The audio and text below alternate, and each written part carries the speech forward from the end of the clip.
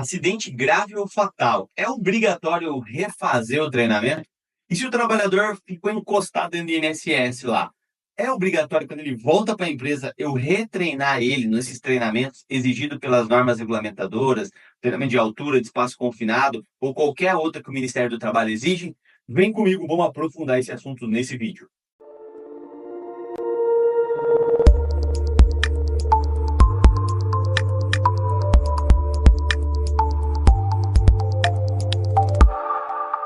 Olá, eu sou Roberto Medeiros, aqui da equipe da Gestora, e hoje esse tema, veio essa pergunta para a gente aqui, até porque teve muita alteração dentro da NR1, dentro das normas do Ministério do Trabalho, sobre essa questão de treinamento eventual. Opa, a pessoa foi para o INSS, né?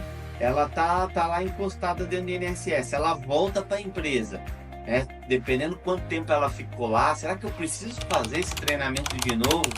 E se na empresa houve um acidente fatal, um acidente grave, é obrigatório ou não é treinar todo mundo novamente? Então hoje nós vamos falar nesse vídeo sobre os 3 tipos de treinamento que a NR1 ela divide assim.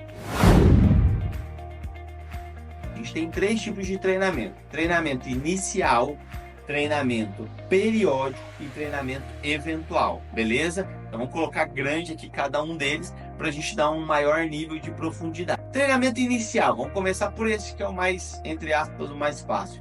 Treinamento inicial, ele deve ocorrer o quê? Antes do trabalhador iniciar suas funções dentro da empresa, né? Ou talvez se tiver alguma coisa específica dentro de uma NR eu vou seguir também, mas normalmente é isso.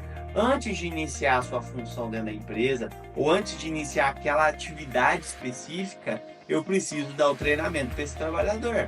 E aí isso é muito importante. Por quê? Porque algumas empresas contratam a pessoa, deixam a pessoa trabalhando o mês inteiro, às vezes em trabalho em altura, em espaço confinado, talvez em outra situação de risco, numa parte elétrica, e não dá o NR10, não dá o custo de eletricidade. Então isso é errado. Para a pessoa começar a atividade dela no trabalho em altura, no espaço confinado, na parte de NR10, né, na parte elétrica, na parte de máquinas e equipamentos, que é NR12, antes, ela precisa ser treinada. Ela precisa receber as orientações de segurança antes de executar aquela atividade. Não é durante, é antes. Então isso é um item importante que a empresa pode ser, inclusive, notificada, ser multada, se antes ela não deu o treinamento para esse trabalhador. Imagina se acontece um acidente, tá?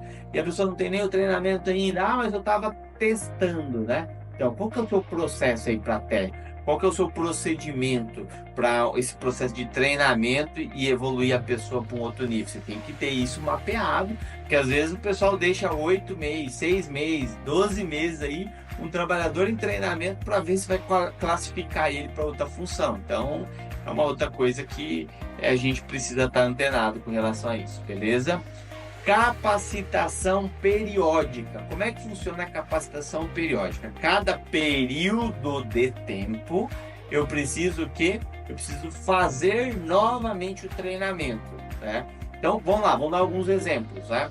NR5, se for NR5 da área industrial, todo ano tem que dar treinamento da CIPA. Se for da área rural, a cada 2 anos. NR10, que é a parte elétrica, cada 2 anos eu tenho que fazer uma reciclagem para os trabalhadores. NR33, todo ano tem que fazer reciclagem dos trabalhadores. NR35, a cada 2 anos. Então eu preciso o quê? Eu preciso olhar cada uma das NRs que exigem um treinamento específico para entender qual é a periodicidade. Por quê? Porque difere de uma NR para outra. Ah, Medeiros, mas eu procurei aqui e não tem qual é a periodicidade do treinamento que é obrigatório. Fala do inicial, mas não fala cada período de tempo, de quanto em quanto tempo eu preciso fazer. Bem, nesses casos, o prazo vai ser determinado pelo empregador. Sim, o empregador vai decidir se não está estabelecido numa NR, numa norma específica, tá bom? Mas onde é que você achou isso, Medeiros? Isso está escrito na NR1. O legislador escreveu isso dentro da NR1.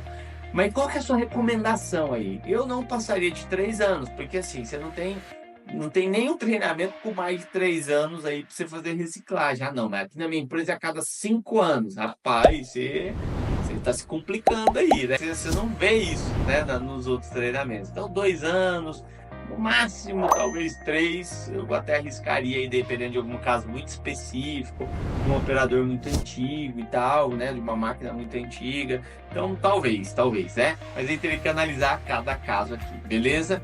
E agora o último são os treinamentos eventual. Por que nós chegamos no treinamento eventual? Porque o nosso tema aqui é quando o trabalhador está lá no INSS, quando ele está afastado, né?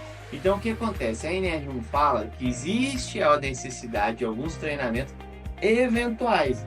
E onde se aplica os treinamentos eventuais? Né? Se aplica exatamente em 3 casos. Primeiro caso, quando há uma grande mudança na empresa, de procedimento, de layout, de ambiente, da operação, das atividades, das condições que são desenvolvidas as atividades da empresa, aí sim, né? Mudou o risco, então aí eu tenho que fazer um treinamento eventual. Mas já acabou de fazer, foi 6 meses que a gente fez. Sim, mas você vai ter que fazer de novo, por quê?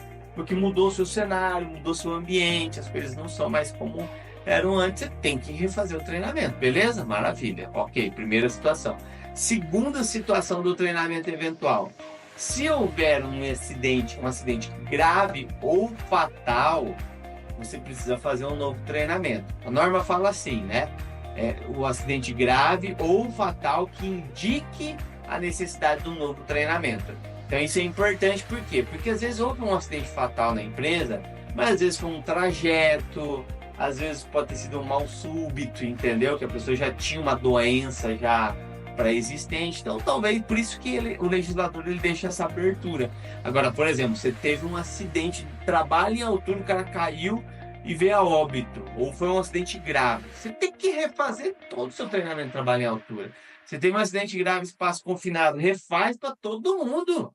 Treinamento de espaço confinado, treinamento de primeiros socorros, brigada, faz tudo aí, por quê? Porque tá claro que a galera, né, que tá com algum problema nesse processo, então alguma coisa não tá encaixada ali, você vai precisar fazer as devidas adaptações aí, os devidos ajustes aí nesse caso, beleza? E terceiro e último caso do treinamento eventual, se um trabalhador ele ficou afastado por um período superior a 180 dias.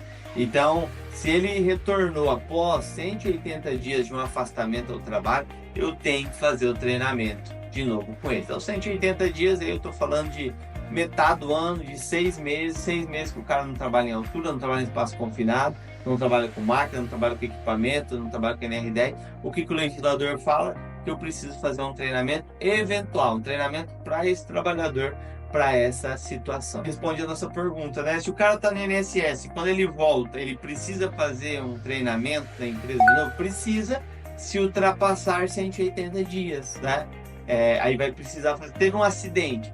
Se o acidente está relacionado a um risco, sim, eu preciso fazer treinamento para todo mundo, para toda a equipe. Se você gostou, deixa um like, ficou com alguma dúvida, deixa seu comentário aqui, compartilhe esse vídeo com outras pessoas para que a gente possa ajudar mais pessoas e entendendo aí essas normas de segurança. A gente não quer acidente em nenhuma empresa, para isso que a gestora está aqui, para realmente prevenir acidentes e trazer mais informações para você. Até o próximo vídeo, tchau, tchau!